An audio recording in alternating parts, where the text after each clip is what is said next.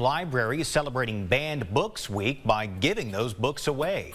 The week started back in 1982, and this giveaway comes at a time when several books are being contested across the country. 3 books will be provided for free, including Fry Bread, New Kid, and Mouse.